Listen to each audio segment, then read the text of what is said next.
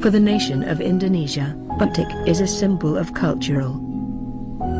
Even Indonesia Batik finally officially included in the 76 objects of cultural heritage by UNESCO, where at every motive implies a deep and characterized. Ada suatu kelekatan-kelekatan fungsional budaya di situ. Nah, itu. Batik sendiri kalau diambil dari katanya, ba itu artinya menyampaikan, membagi. Tik itu sebuah kata yang punya konotasi lembut, halus. Maka batik boleh jadi artinya menyampaikan secara halus. Di satu sisi, istilah batik sendiri kalau dibalik kata-katanya menjadi kitab. Batik, in general terms, derived from the Javanese language. Amba meaning to write, and niti, which means dot.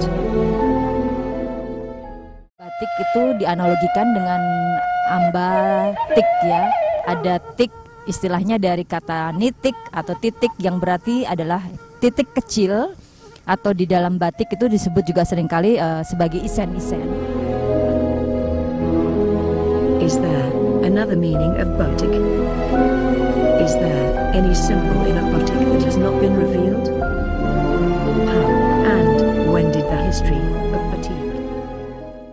Seharusnya ada kepedulian dari pemerintah, daripada budayawan, pun para perajin batik. Batik-batik yang peninggalan para leluhur kita yang mengandung makna sangat dalam itu, biarkan dia dalam posisinya, jangan diacak-acak lagi gitu.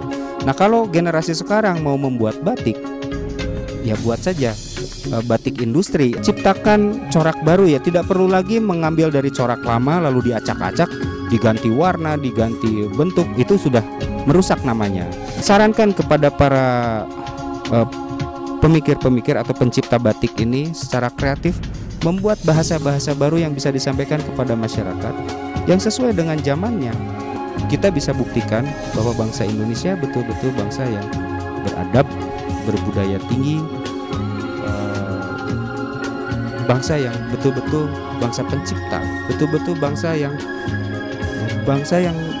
selalu terkena sinar matahari gitu, bangsa yang selalu terang benderang, bangsa yang selalu membagikan ilmu pengetahuan kepada dunia. Karena batik sudah menjadi kekayaan dunia.